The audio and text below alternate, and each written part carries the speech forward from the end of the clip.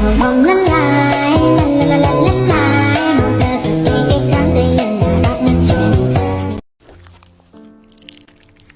gue mau ceritain pengalaman seorang perempuan namanya Wina. Umurnya 25 tahun dan dia tuh lagi ngerantau ke Jakarta sekitar tahun 2009. Oke. Nah, karena dia tinggal di Jogja dan dapat kerja di Jakarta, akhirnya dia tuh pindah ke Jakarta dan mutusin untuk tinggal di kos-kosan perempuan. Di daerah Jakarta Timur, Moy. Karena kebetulan kantornya juga di daerah sana. Oke. Jadi kos-kosannya tuh bentuknya kayak rumah gede, tapi bangunannya tuh tua. Cuma satu lantai dan kira-kira ada sekitar 10 kamar aja kos-kosannya. Tapi tuh baru keisi 4 kamar, jadi ditambah Wina totalnya 5 kamar. Hari pertama Wina pindah ke kos-kosannya, dia tuh dibantu sama mas-mas yang jaga kosannya. Terus di hari itu juga Wina dikasih tahu, pokoknya kalau ada bunyi-bunyi berisik, diemin aja. Di situ Wina penasaran dan akhirnya nanya ke mas yang jaganya. Namanya tuh Bowo. Emang kalau berisik tuh ada apa ya Mas Bowo? Terus Mas Bowonya ini tuh bilang, kamar sebelah kamu maksudnya. Suka berisik orangnya yang nempatin, jadi maklumin aja ya. Nah denger itu Wina bilang, oh iya mas, kirain ada apa. Oke mas, makasih banyak ya. Udah beres pindahannya sekitar jam 2 siang, Wina rebahan tidur-tiduran sampai akhirnya dia tuh ketiduran dan kebangun pas azan maghrib. Wina tuh kaget banget sampai dia kelewatan asar. Akhirnya dia ngambil wudhu kan karena mau sholat maghrib.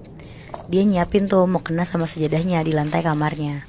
Nah pas dia lagi ambil wudhu di kamar mandinya, karena kamar mandinya ini juga di dalam kamar, Wina ini dengar kayak ada suara berisik di dalam kamarnya.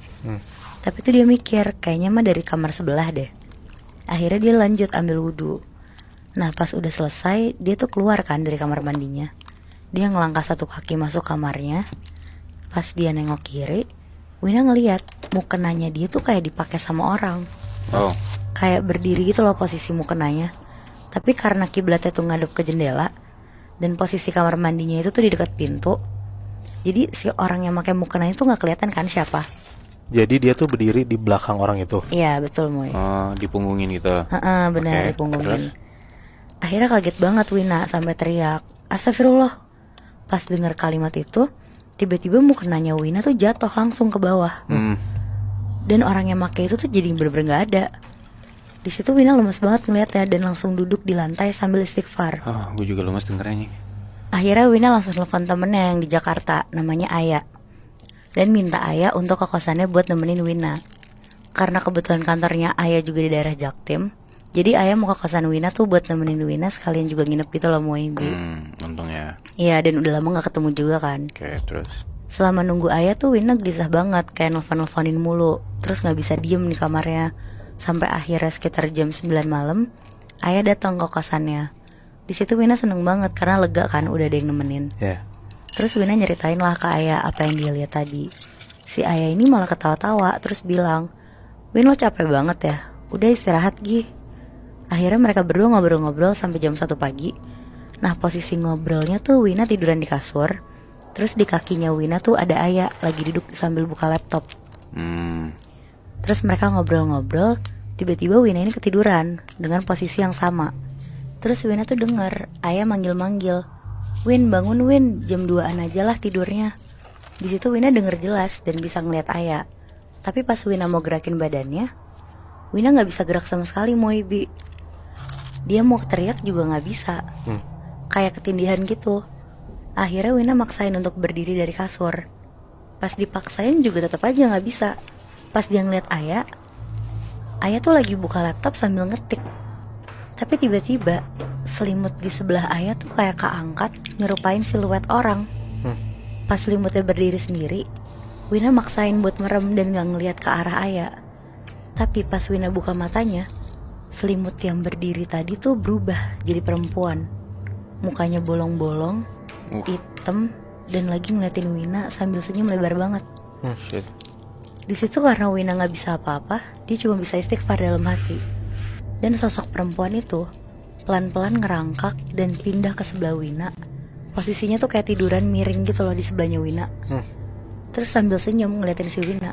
Si Ayah ngeliat apa-apa Nat? Ini kan karena Wina lagi ketindihan Moy. Jadi si Aya tuh masih sibuk main laptop aja. Nah terus di situ tuh Wina makin berontak, tapi tuh nggak bisa apa-apa kan karena Karena ya ayah bilang emang bener ayah tuh gak lihat apa-apa selain mereka berdua kan semalam. Hah? Nah karena mereka berdua juga harus ke kantor, akhirnya mereka siap-siap dan berangkat bareng ke kantor jam 8 pagi. Wina bilang ke ayah buat nginep lagi di kamarnya dia, soalnya dia tuh takut kan masih belum berani. Akhirnya ayah mau nginep lagi di kosannya si Wina. Karena kantornya ayah bubarnya duluan, Wina tuh ngasih kunci kosannya ke ayah. Sekitar jam 5 sore, ayah yang udah selesai ngantor tuh langsung pulang ke kosannya si Wina. Dia buka kunci pintu kosannya Wina dan langsung mandi bersih-bersih. Nah pas ayah lagi keramas, ayah tuh denger ada suara pintu dibuka gitu loh, kayak ada orang yang masuk.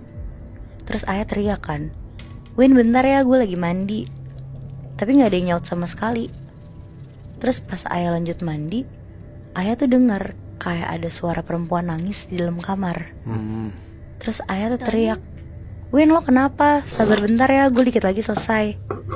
Pas ayah udah selesai mandi, dia langsung buru-buru buka pintu kamar mandi kan. Terus dia ke arah tempat tidur.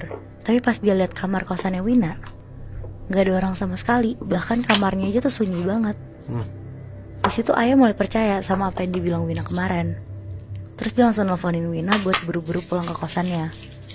Tapi sebelum Wina pulang tuh ayah dengar kali ini dari kamar mandinya ada suara perempuan nangis, persis kayak yang dia dengar tadi. Akhirnya si ayah ini tuh ngeberanin diri untuk buka pelan-pelan pintu kamar mandinya. Pas ayah buka, ada sosok perempuan lagi nangis di kloset kamar mandi. Mukanya hitam, bolong-bolong, dan lantai kamar mandi tuh berlumuran darah. Oh shit. Ayah di situ kaget banget, dia teriak sambil nutup pintu kamar mandi, dia banting. Pas ayah mau lari ke tempat tidur, sosok perempuan ini tuh tiba-tiba di tempat tidur. Anjing. Sambil nangis-nangis persis kayak di kamar mandi tadi. Akhirnya saking gak kuatnya, ayah tuh pingsan di lantai. Terus setengah jam kemudian, sekitar jam 6:30, Wina pulang, terus dia ngeliat ayah tiduran di lantai. Wina langsung manggil-manggil Mas Bo buat minta tolong angkat ayah ke atas kan, ke tempat tidur. Tapi ya Mas Bo di situ mukanya kayak nyembunyiin sesuatu gitu loh. Akhirnya Wina cerita apa yang dia lihat dari kemarin ke Mas Bowo. Dan gak lama ayah tuh bangun. Ayah juga langsung ceritain sambil nangis-nangis kalau dia tuh ngeliat sosok perempuan yang mukanya tuh hitam bolong-bolong sambil nangis-nangis di kamar mandi. Dan ada di tempat tidur juga kan perempuan itu. Ngedenger itu Mas Bowo kaget dan langsung minta maaf ke Wina karena udah ngasih Wina kamar kosan ini. Dia bilang kalau sebenarnya sekitar 5 tahun lalu ada perempuan yang dibunuh di kamar mandi kosan ini. Dan pas ditemuin mayatnya tuh kayak dibunuh sadis gitu, pakai bor sampai bolong-bolong mukanya. Dan sebenarnya kamarnya Wina ini tuh udah kosong setahunan. Nah selama setahun kosong ini tuh Mas Bowo udah gak pernah dengar ada berisik lagi dari kamar ini. Makanya dia mau nyoba kasih kamar ini tuh ke Wina.